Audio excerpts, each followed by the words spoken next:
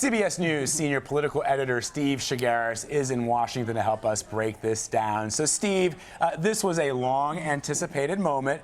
Does Bernie Sanders' endorsement of Hillary Clinton is this going to be able to help her unite the party that some say has been fractured because those Bernie Sanders supporters, and we just had Nomi Cohn, who you know very well, Nomi Cohn's on the air with us, and she says it's not going to happen overnight, that these Sanders supporters are going to come into the camp. Well, this endorsement didn't happen overnight. It took them 4 weeks compared to 4 days when Hillary Clinton dropped out of the race in 2008 and she endorsed President Obama, or then candidate Obama.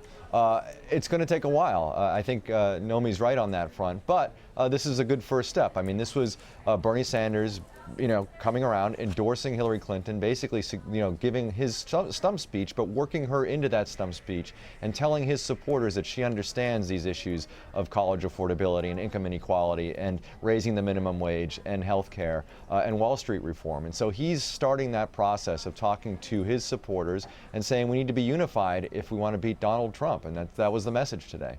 Remind us again, Steve, when the shoe was on the other foot and Hillary Clinton was in Bernie Sanders' place last go-round in 2008, she got on board pretty quickly when she knew that the numbers just didn't add up for her. So what took so long for Mr. Sanders?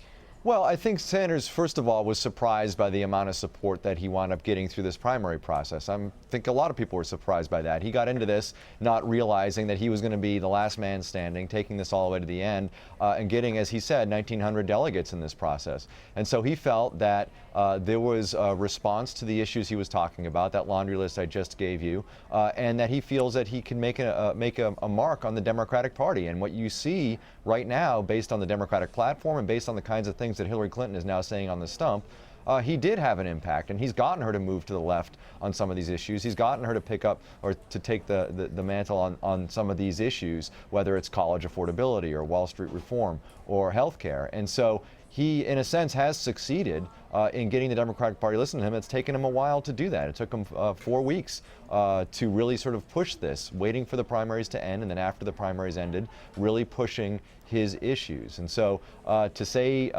that was all for naught, I mean, it clearly wasn't. Steve, just for our viewers, they should know that we're looking at Air Force One there. We're expecting President Obama to make his way off Air Force One, heading to that memorial service for those slain officers in Dallas, Texas. We're just keeping an eye out on that. Steve, Donald Trump tweeted after the Bernie Sanders endorsement, and he said, Bernie Sanders endorsing crooked Hillary Clinton is like Occupy Wall Street endorsing Goldman Sachs. And he also said Sanders sold out to Clinton. Now, you know that Donald Trump has, for a while now, tried to woo the Sanders supporters. Was there ever a chance that people who supported Bernie Sanders were going to go into Donald Trump's camp? Well, that's a good question. I mean, he's playing to this idea that the system is rigged, and he's making the argument now that Bernie Sanders, who has fought against the system for his whole career and throughout this campaign, has now jumped on board with Hillary Clinton, who Trump argues is the epitome of establishment. And so he's saying that he's sold out. He's part of the rigged system now by endorsing Hillary Clinton and backing her nomination. And so who knows if this is going to work? I mean, I think in terms of the issues, they're far apart, and it would seem to me that people who supported Bernie Sanders won't necessarily support Donald Trump on those issues. But you never know. I mean, if the idea of the system is rigged plays with some of the people who backed Bernie Sanders, maybe, who knows? I tend to doubt it. I think what's going to wind up happening, which is what has happened in previous Democratic primaries, is the person who comes in second place winds up getting behind the nominee, and those folks wind up backing the ultimate nominee. It happened with Hillary Clinton and Barack Obama. I mean, I always point to some polling that went on during the 2008 primaries that showed that up to half of Democratic primary voters said they would not back Barack Obama. These are people who are supporting Hillary Clinton. And it turns out that Barack Obama wound up winning the election. So I think the Sanders folks will eventually come around to Clinton.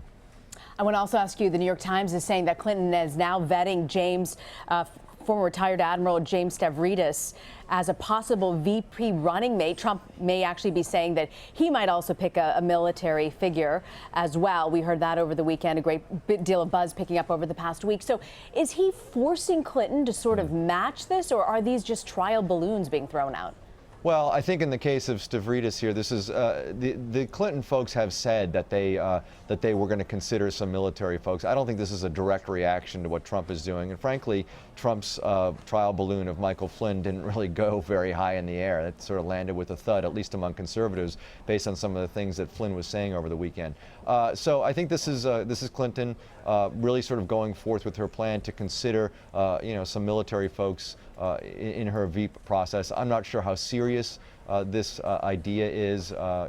We don't know totally exactly what Hillary Clinton is looking for, although we have heard, and she's said, that they're looking for somebody who's ready to step in if she can't serve as president.